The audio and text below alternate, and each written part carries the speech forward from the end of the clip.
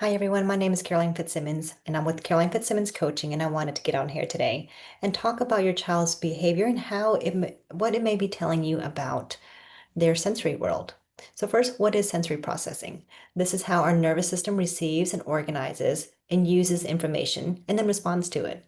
So every sensory input from your child's environment, including what they hear, touch, taste, smell, where their body is in space, all of that is information that their brain has to sort through, organize, and then respond to.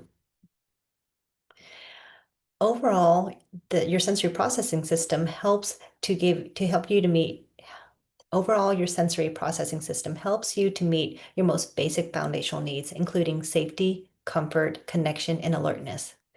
Most of the time, this happens automatically with kids with typical sensory processing skills.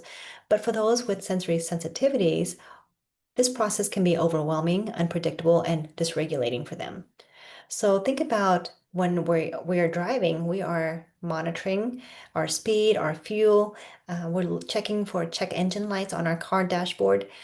Oftentimes, our kids are not able to monitor their own sensory processing, the state of their nervous system, because this is all internal.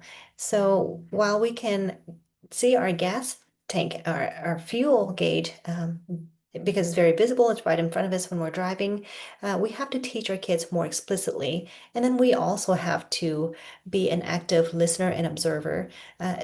Of our child to really understand what their sensory profile is.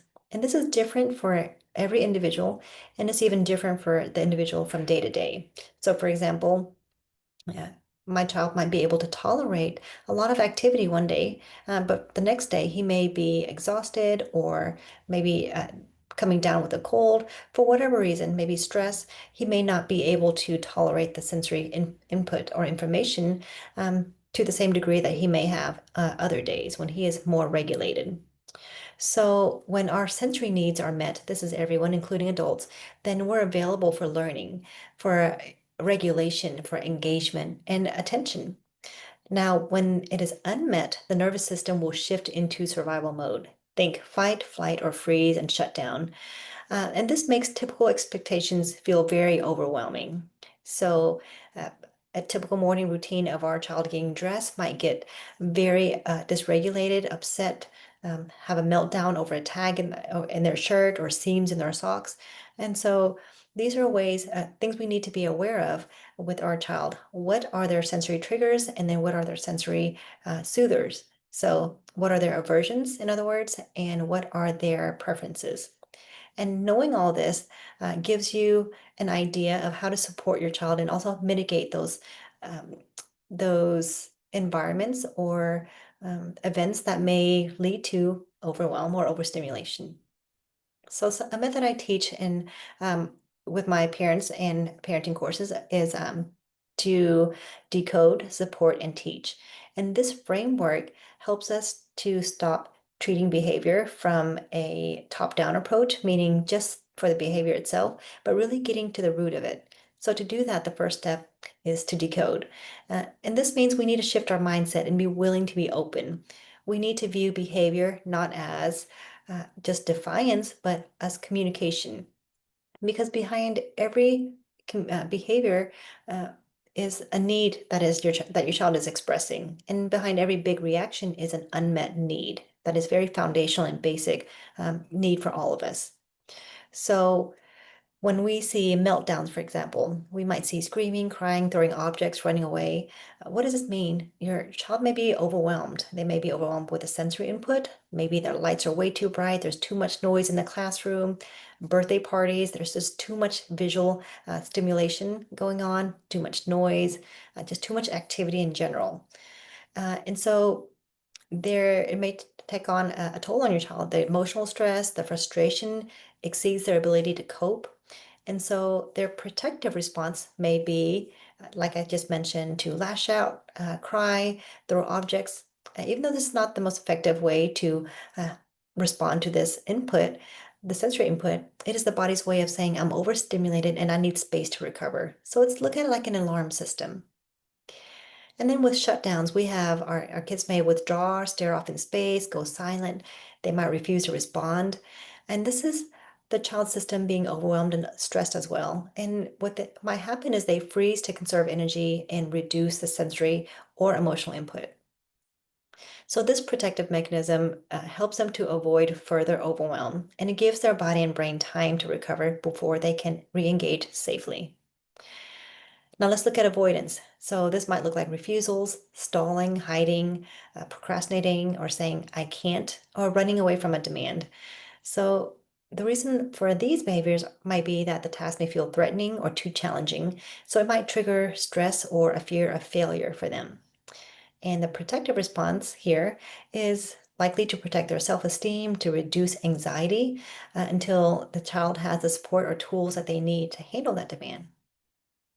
And then lastly, aggression. So we might see many of our kids struggling with hitting others, biting, pushing, and then having verbal outbursts. And often this is a last resort defense when a child may feel trapped or scared or unable to communicate their need. And what the protective mechanism here is they're signaling distress and trying to set boundaries, even if it's clumsy or very inappropriate. The body is trying to escape from danger or discomfort. So knowing these reasons behind these behaviors and then how they're trying to avoid those uh, escalating by either fighting, fleeing, or freezing may help give us some insight into how we can support them, which is the next step in the framework. So to support means to meet the child in that moment, giving them the tools and the environment that they need. So we need to start with just the bottom up the body here. So oftentimes that looks like even dimming the lights so that there's less visual information to the eyes, decreasing any noise, stop talking so that there's less information for the brain have to sort through when it's overwhelmed. Um, just overall, turning the dial down on every sensory information you can give in that environment. And so this is how we are supporting through adapting the environment in very simple ways, but also co-regulation, being present with your child in a validating way. You don't have to speak. You can just show that you're there and available with a non-judgmental stance and expression. This right here is intervention in itself. Connecting is intervention. It helps de-escalate the situation. Now, this might take some time. It might take a few minutes. It might take 30, 40 minutes. But once you see that your child is calmer, more regulated, then you can use those top-down strategies, such as by using the thinking brain, reflection, problem solving, guidance. And you might even offer strategies to mitigate those sensory input that they may find triggering or supporting the sensory input that they might find soothing. So you might offer noise canceling headphones or a quiet corner for auditory input that might be too much. You might offer different clothing choices if your child is sensitive to tactile sensations. You might offer fidgets or a weighted blanket as a way to cope or help regulate. You might even offer movement. If, let's say, a teacher supporting a child in the classroom, it might look like, hey, will you run this errand for me? Will you take this to so-and-so's office? Or would you like to go get some water? All of this allows for movement to help regulate the body, but also to move away from the noise or whatever other sensory input might be overwhelming to your child. And then teach. This is the last step of the framework to teach your child the skills. And then over time with consistency, it does take a lot of repetition to learn, but that's true for all of us. So teach them self-awareness skills, self-advocacy, self-regulation. You can do this by helping them to notice their body cues, using words or pictures or gestures to ask for help. Oftentimes, a child in a classroom might feel very vulnerable or embarrassed to ask for help, to raise their hands. Something that I coach parents on quite often is to work with their child and the teacher to come up with their own hand gesture or a sign or a picture to show that they need something to regulate. They need some help or support in that moment. That way they don't have to wait very long to get the support they need in the moment, but also they have something that's mutual and agreed on so that the support can come sooner than later.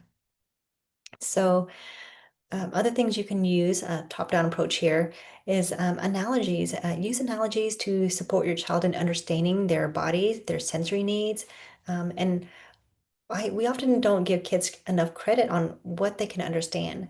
I'll even teach kids vocabulary, neuroanatomy vocabulary, such as amygdala. And I might even model this for myself. My amygdala is on fire right now. I need to go get a break, some cold water. I'm going to sit here in this quiet corner for a little bit and just doodle or sketch. So, just using that terminology makes it more objective, reduces the shame for your child, and also just gives them some language to understand their brain better. Other analogies I was going to speak about was just again, the car dashboard earlier that we mentioned, helping your child understand, just as we would say if we're driving, oh, I'm low on gas, I need to stop to go fill up. You might say, hey, I'm overwhelmed. Today was so noisy at work. I'm just gonna put on some headphones for a little bit, or I'm going to just drive home without music or the radio on. And so you're modeling self-awareness, self-advocacy, and how to support your own nervous system. And you might even get curious with your child and help them notice, hey, I notice you have some goosebumps on your arm there. I wonder what you might need. And then let them build the inside of noticing, oh, I'm cold, I might need a jacket. And so advocating and supporting their needs there. And then other teaching methods, naming sensations and emotions. I've had some kids a lot of my kids will come up with very creative words to describe how their body or their brain feels, including, my brain feels itchy right now.